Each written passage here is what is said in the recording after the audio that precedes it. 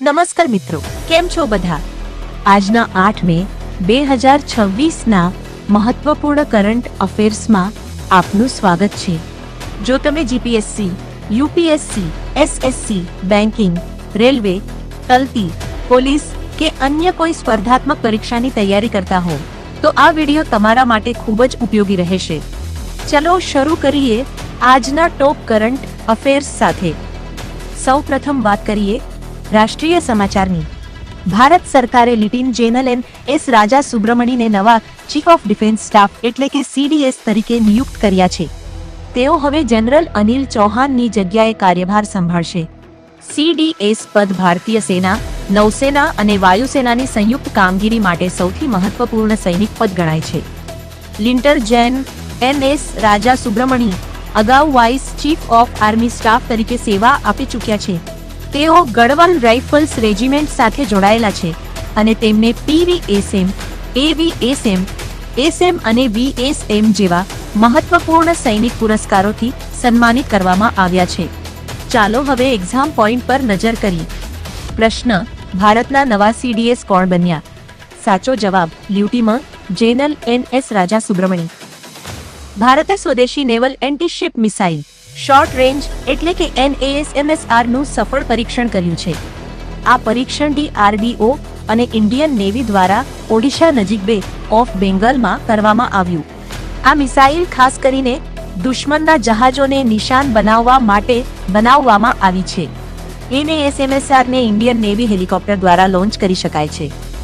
ચાલો હવે NASAMS વિશે કેટલીક મહત્વપૂર્ણ માહિતી જાણી લઈએ. આ એક એન્ટી-શિપ મિસાઇલ છે. તેનો વિકાસ DRDO દ્વારા કરવામાં આવ્યો છે. આ મિસાઇલની રેન્જ અંદાજે 55 કિલોમીટર છે અને તેની સ્પીડ મેક 0.8 સુધી પહોંચી શકે છે. આ મિસાઇલ ભારતની મેરીટાઈમ ડિફેન્સ કેપેબિલિટીને વધુ મજબૂત બનાવશે અને સમુદ્રી સુરક્ષામાં મહત્વપૂર્ણ ભૂમિકા ભજવશે. હવે એક્ઝામ પોઈન્ટ પર નજર કરીએ. પ્રશ્ન: NASAMS કોણે વિકસાવી? સાચો જવાબ: DRDO.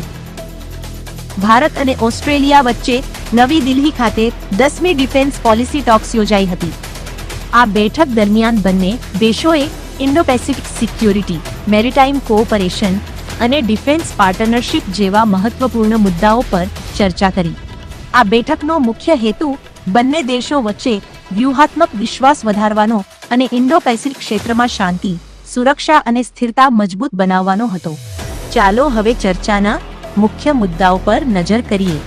Indo Pacific security, maritime cooperation, defence industry collaboration અને રિજિનલ સ્ટેબિલિટી સાથે રૂલ્સ બેઝડ ઓર્ડર.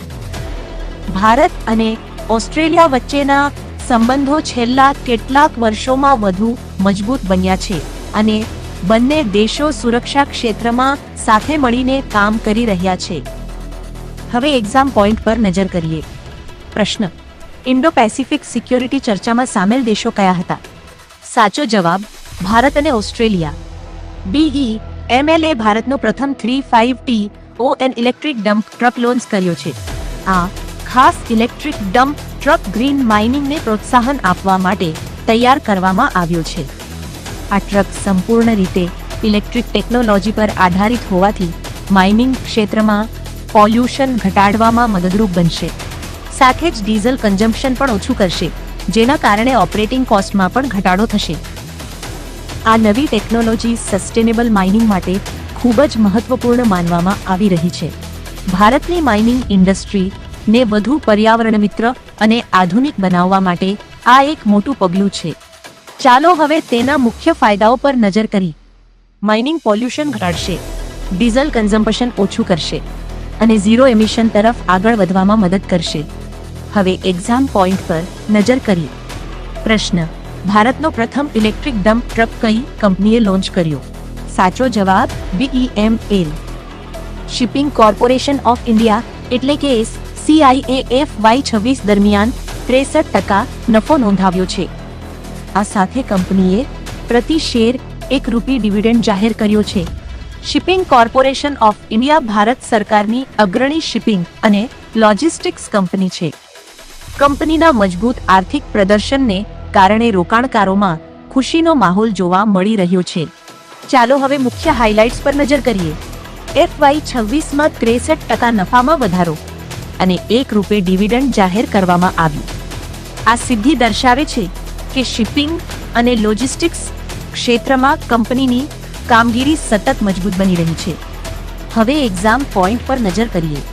પ્રશ્ન: shipping corporation of India A FY26 માં કેટલા ટકા નફો નોંધાવ્યો? સાચો જવાબ 63%. IPL 2026 ફાઇનલ હવે અમદાવાદના નરેન્દ્ર મોદી સ્ટેડિયમ ખાતે યોજાશે. પહેલા આ ફાઇનલ બેંગ્લુરુમાં યોજાવાનો હતો, પરંતુ હવે સ્થળમાં ફેરફાર કરવામાં આવ્યો છે.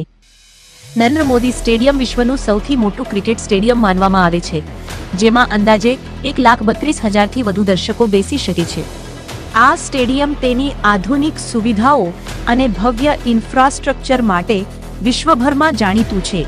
IPL 2026નું ભવ્ય સમાપન હવે અમદાવાદમાં થવાને કારણે ક્રિકેટ ચાહકોમાં ભારે ઉત્સાહ જોવા મળી રહ્યો છે. ચાલો હવે તેના મહત્વ પર નજર કરીએ. વિશ્વનું સૌથી મોટું ક્રિકેટ સ્ટેડિયમ, શાનદાર ઇન્ફ્રાસ્ટ્રક્ચર અને આધુનિક સુવિધાઓ, અને IPL 2026નું ભવ્ય સમાપન. હવે એક્ઝામ પોઈન્ટ પર નજર કરીએ. પ્રશ્ન: IPL 2026 ફાઇનલ ક્યાં યોજાશે? સાચો જવાબ અમદાવાદ. ભારતના નવા CDS બન્યા લ્યુટિનન્ટ જનરલ NS રાજા સુબ્રમણ્યમ. NASMS મિસાઇલનું સફળ પરીક્ષણ કર્યું. DRDO અને ઇન્ડિયન નેવીએ. IPL 2026 ફાઇનલ યોજાશે અમદાવાદમાં. ભારતનો પ્રથમ ઇલેક્ટ્રિક ડમ્પર ટ્રક લોન્ચ કરનાર company BEML. Defence policy talks યોજનાર દેશો ભારત અને ઓસ્ટ્રેલિયા. આ તમામ વન લાઇનર કરંટ અફેર્સ આવનારી તમામ સ્પર્ધાત્મક પરીક્ષાઓ માટે ખૂબ જ મહત્વપૂર્ણ છે, તેથી આ મુદ્દાઓને સારી રીતે યાદ રાખજો. હવે આપણે MCQ જોઈએ. પ્રશ્ન નંબર 1. ભારતના નવા CDS કોણ બન્યા? A. Bhupendra Dwivedi. B. Manoj Pandey. CNS Raja સુબ્રમણી. D. Anil Chauhan. સાચો જવાબ છે ઓપ્શન C, NS રાજા સુબ્રમણી. હવે પ્રશ્ન નંબર 2. NASMS શું છે? A. Satellite. B. Anti-ship missile. C. Drone. D. રેડાર. સાચો જવાબ છે ઓપ્શન B, એન્ટી-શિપ મિસાઇલ. હવે પ્રશ્ન નંબર 3. IPL 2026 ફાઇનલ ક્યાં યોજાશે? A. Mumbai. B. Delhi. C. Bengaluru. D. Ahmedabad. સાચો જવાબ છે ઓપ્શન D, અહમદાબાદ. હવે પ્રશ્ન નંબર 4. ઇલેક્ટ્રિક ડમ્પ ટ્રક કઈ કંપનીએ લોન્ચ કર્યો? A. હલ. B. DRDO. C. BEML. D. BL. સાચો જવાબ છે ઓપ્શન C, BEML. હવે છેલ્લો પ્રશ્ન. ભારત અને ઓસ્ટ્રેલિયા વચ્ચે કઈ બેઠક યોજાઈ? A. ટ્રેડ સમિટ પુલતક. B. Defence policy talks. C. G20 meeting hub. D. Climate summit. સાચો જવાબ છે option B, defence policy talks. આ બધા પ્રશ્નો આવનારી તમામ સ્પર્ધાત્મક પરીક્ષાઓ માટે ખૂબ જ મહત્વપૂર્ણ છે.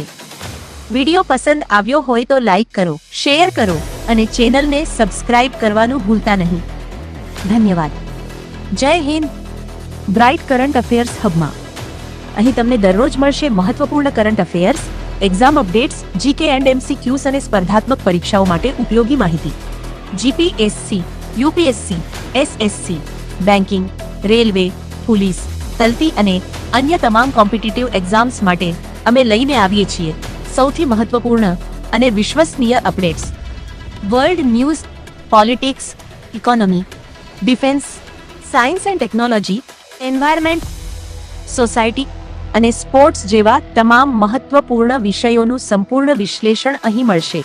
તેથી જો તમે પણ પરીક્ષામાં સફળતા મેળવવા માંગતા હો તો આજે જ અમારી ચેનલને સબસ્ક્રાઇબ કરો અને બેલ આઇકન દબાવવાનું ભૂલતા નહીં.